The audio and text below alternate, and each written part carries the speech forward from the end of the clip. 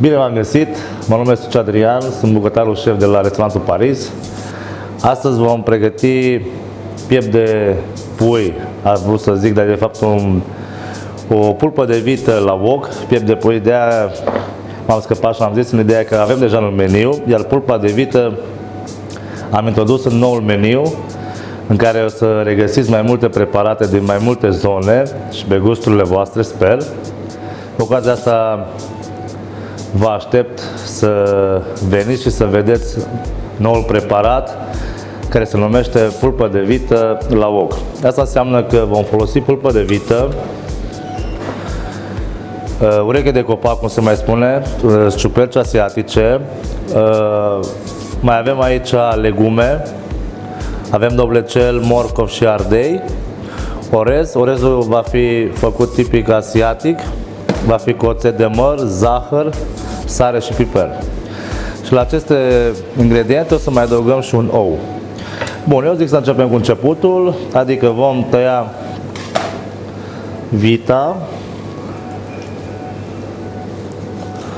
iar secretul acest preparat este să-l tăiem cât mai subțire, iar pe urmă va trebui să-l dăm prin făină.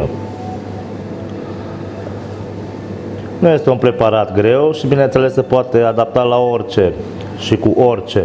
Adică dacă până acum ne-ați vizitat și ați observat că avem piept de pui la wok, acum am să vă fac cu vită, dar puteți să faceți și cu alte lucruri. Astăzi m-am hotărât să vă fac cu vită. Deci am tăiat vita, am să mă folosesc de făină. Făina se va lega puțin cu uleiul și se va îngroșa sosul. Asta e un truc. Bun. Avem o tigaie wok. Tigaia a fost dinainte pus pe foc. Este cald. Punem ulei normal, deși era bun și ulei de susan. Dar noi ne folosim doar de uleiul nostru, fiindcă am readaptat rețeta pe gustul sălăjenilor.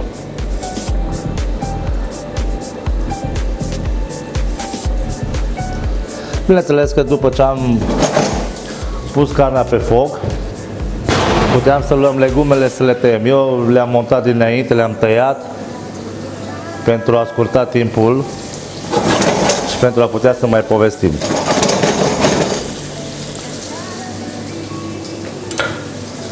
Vita se face mai repede ca și pieptul de pui, dar iarăși este discutabil în funcție de cum vă place, cum doriți, puteți să o faceți mai pătruns sau mai crud. Eu am să fac mediu. Și bineînțeles tot ce înseamnă la wok, asta înseamnă că trebuie să fie și picant. Eu am aici chili.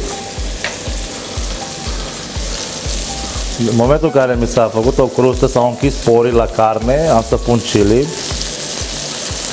Și bineînțeles, dacă o să doriți să gustați acest preparat și nu doriți așa de iute, puteți să spuneți colegilor să vi-l facă mai low sau mediu.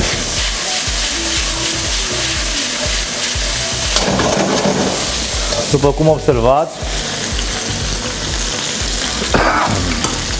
culoarea și-a schimbat, porii s-au închis. În momentul ăsta nu mai avem mult de ținut pe foc și putem să adăugăm și legumele.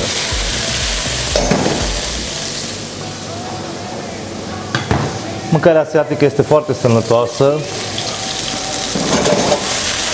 și bineînțeles că din Asia a ajuns în toată lumea. Și pentru asta am încercat și eu să aduc ceva nou în oraș, să mai cunoaștem și noi și alte preparate. Aici, dacă observați, avem ureche de copac, cum se mai spune, de ciuperci asiatice. Se pune cu apă fierbinte, maxim 15 minute. Ciupercile respective au fost la o dimensiune foarte mică, dar ținând în apă, ele se umflă.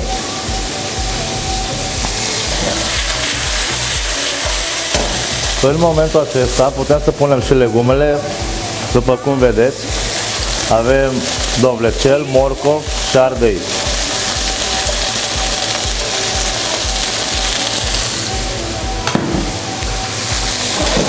Mai adăugăm puțin ulei. Iar în momentul ăsta putem să punem și sare. Nu trebuie să exagerăm. Puțin piper.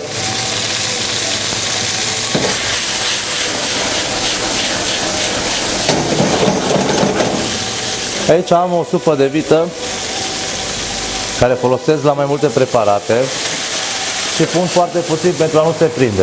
La acest preparat mai adăugăm și pastă de roșii. Nu foarte mult, cam o jumătate de lingură. Și acum urmează ingredientele mai aparte față de ce cunoaștem noi în meniul românesc. Avem oțet balsamic,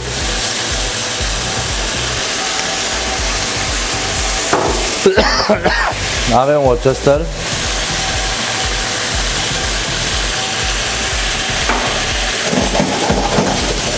și avem soia. Bun.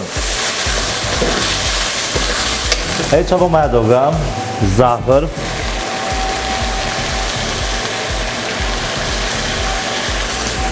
va fi un preparat dulce, picant. Reducem focul și ne apucăm de orez. Undeva la 150 de grame de orez.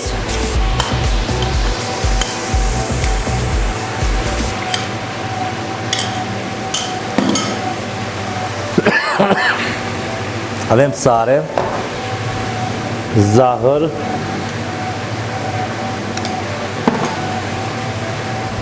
puțin piper și o să mai punem oțet, oțet de mere.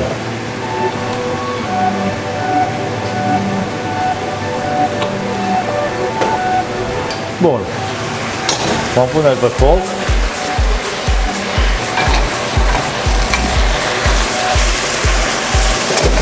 Aici mai adăugăm puțină supă.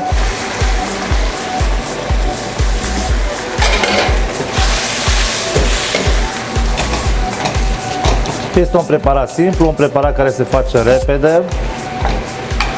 Și aici o să mai avem nevoie puțin de apă fierbinte.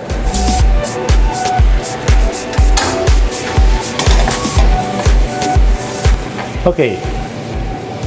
O luăm ciupercile, le punem în preparat, iar la final vom sparge un ou.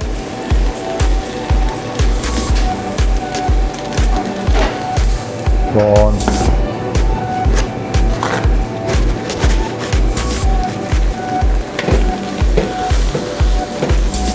Reducem din nou focul, adică mărim focul, nu reducem.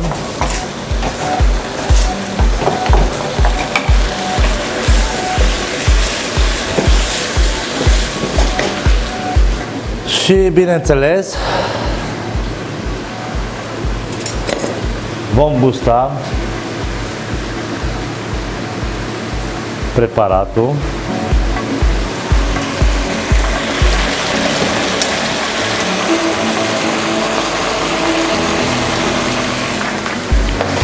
E ok.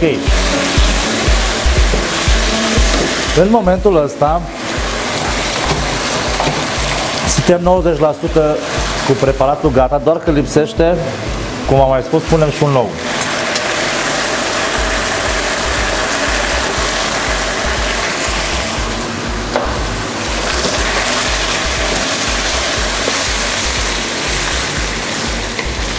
Am luat de pe foc,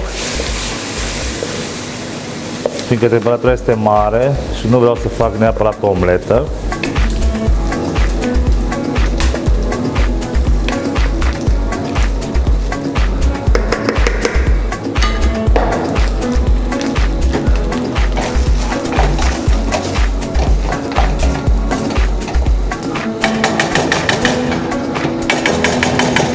Și cu orezul suntem gata. Și acum o să ne apucăm la montaj.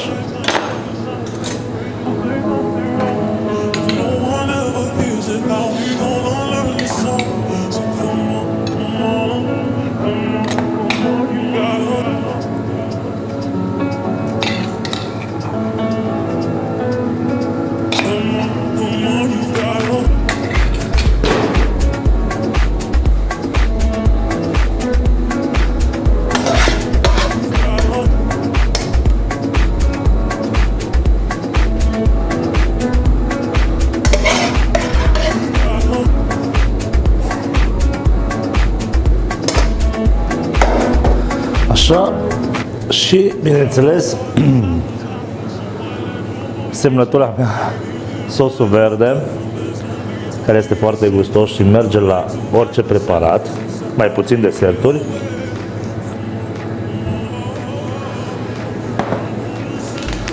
Vom folosi și germeni. Avem de varză roșie și brocoli. De data asta voi pune de varză, voi avea un contrast la orez. Și cu asta spuse, acesta este preparatul de astăzi.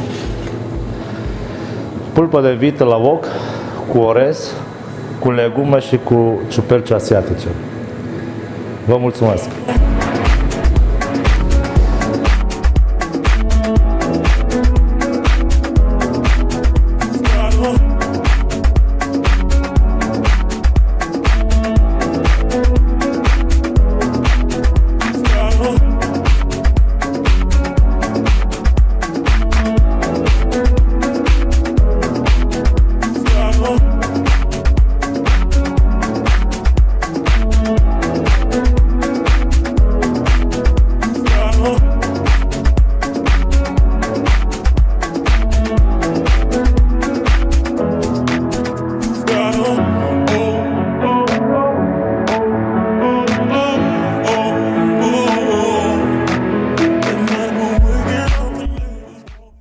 Pregătim prepeliță. Vom face o prepeliță. După cum vedeți, am aici 4 bucăți. Vom condimenta cu salvie, cimbru, sare, piper. Vom îmbrăca prepelița în fâșii de slănină afumată, pentru că pielea este fragedă și să nu se ardă, și plus de asta să-i dăm și o aromă mai gustoasă. Colega mea, Ana, va face mămăliga, care mămăliga se va face în lapte cu șofran și cu cuburi de unt, și vom face un sos de coacăze făcute de noi aici în restaurant, din dulceață proaspătă, făcută de noi, fără conservanți, o dulceață naturală. Și cu asta spus, eu zic să începem, dar nu înainte de a gusta un vin bun. Să-i dăm drumul. Este un preparat mai aparte. Acest preparat am nevoie puțin de acid. Asta înseamnă că voi folosi portocală și lămâie.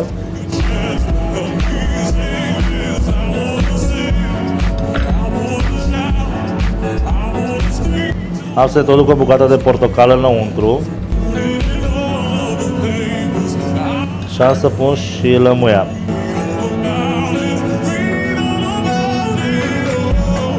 Bun. Așa, ne ștergem puțin și ne suntem umezi de la portocală. Și acum, aici mai am nevoie de puțină sare. O să pun și puțin piper proaspăt.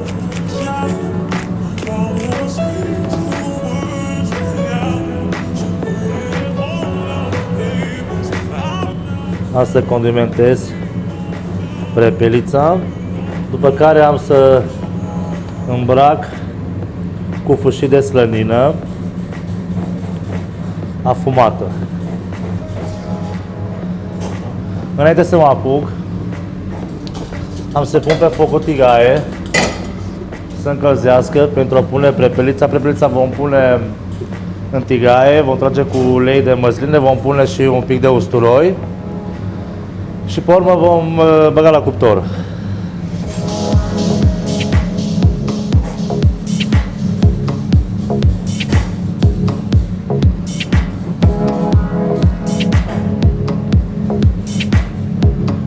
Te rog să-mi dai și mie o bucată de usturoi.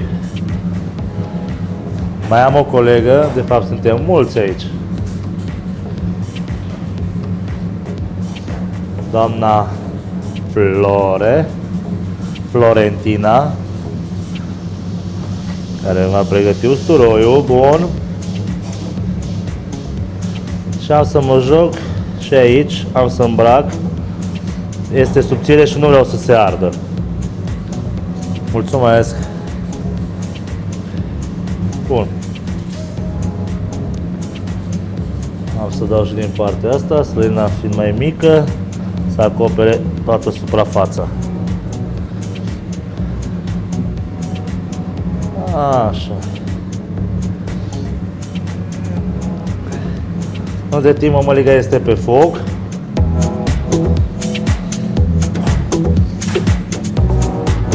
Bun.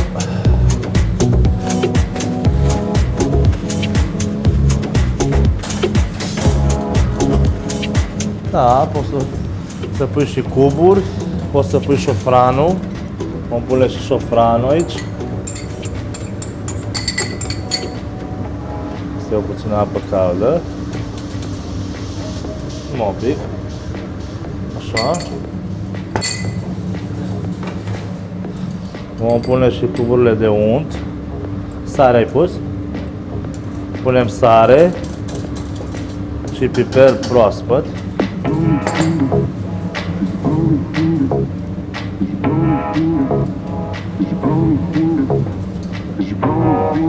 Așa. Avem aici piperul proaspăt. Bun.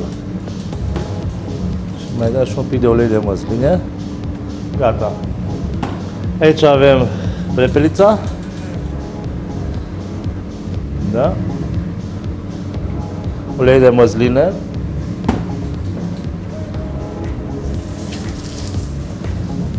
Și dacă ați observat, am făcut aici un condiment de cimbru, salvie, sare și piper.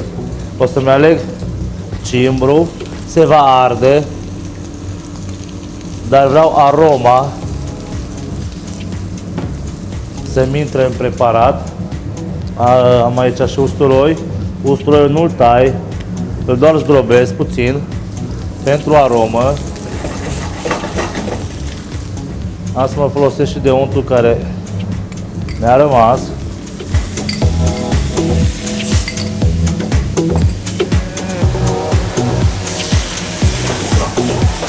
Așa. Și acum voi pune un vin alb.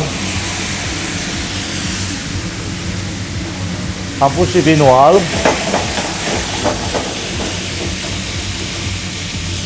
Nu trebuie să stea foarte mult. Am să mai pun bucățica asta de unt ce mi-a mai rămas aici. Perfect. Iar în momentul în care voi băga prepelița la cuptor, am să mă apuc și de sos. Așa. Și bineînțeles, puțină vită, supă de vită.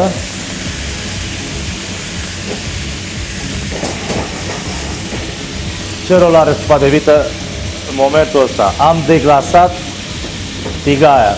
Tot ce s-a prins de la slăninuță, de la condimente, acum s-a desprins aromele. Așa. Și cu astea zise, vom băga în cuptor și vom porni cuptorul și după aia ne apucăm de sos. Eu zic că nu e mare șmecherie.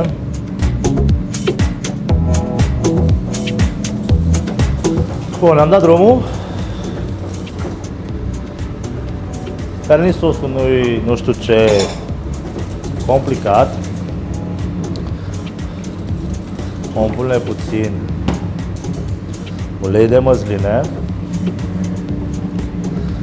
Avem smântână dulce. Bun. Așa. Dulceața de coacăze făcută de noi.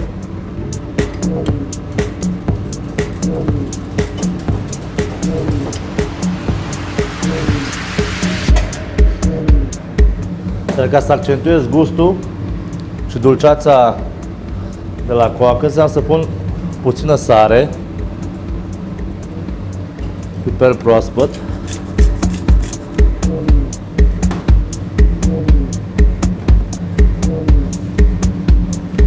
și puțină zeamă de portocală.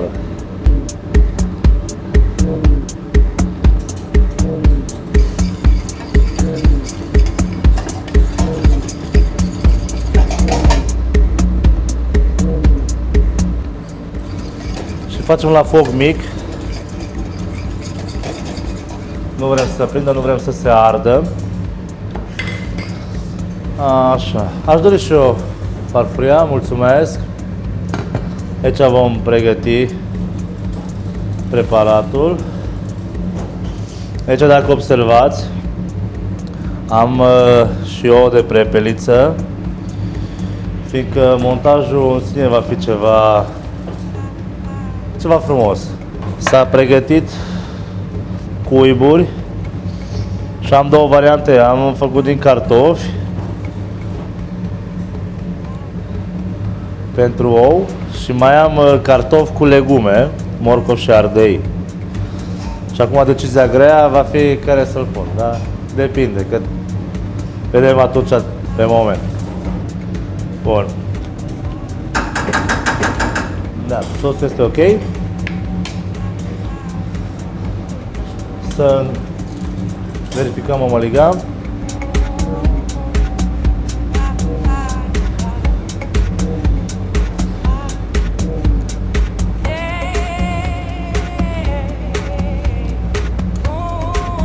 E bun, dar mai doresc un pic de unt. De unt. Și un pic de sare mai vreau.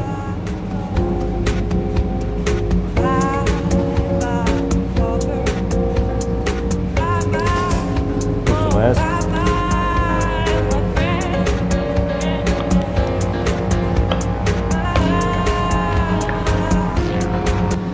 Iar cu mămăliga vă puteți juca. Puteți să faceți mai tare, mai moale. Bun, și acum așteptăm. Ne uităm la prepeliță.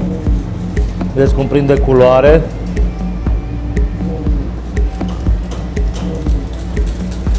Și în timpul ăsta cât prepelița este la cuptor, putem să preparăm garnitura, care poate să fie și altceva. Poate să fie și o varză roșie. Poate să fie un piure de mazăre.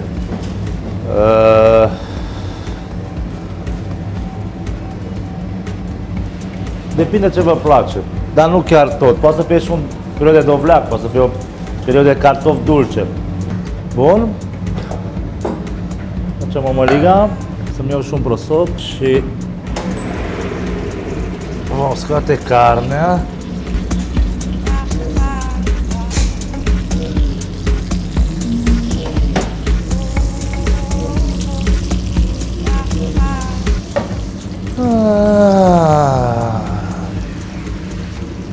Foarte, foarte frumos miroase.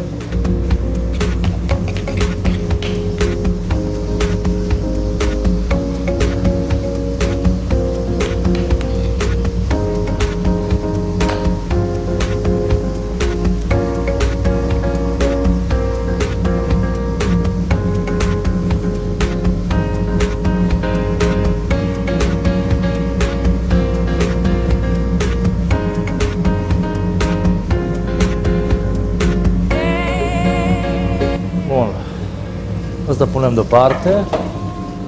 Așa. Mă uși un clește pe aici. Așa.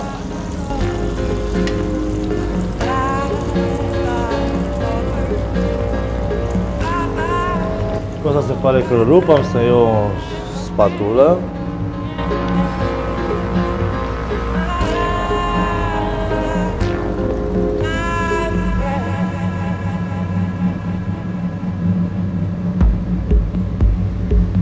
Așa.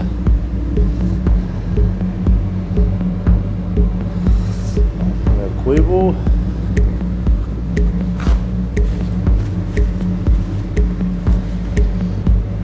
Aici avem cuburi de sfeclă, vom da puțină culoare.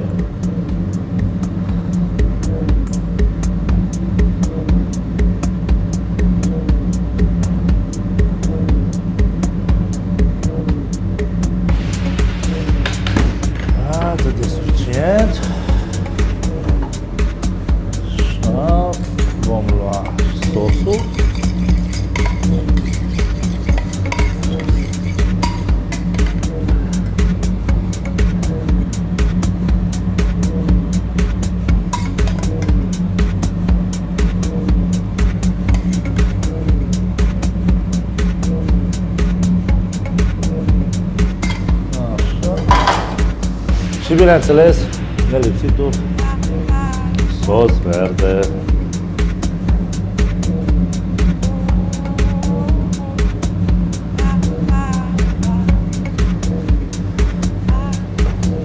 Vom pune și ridic.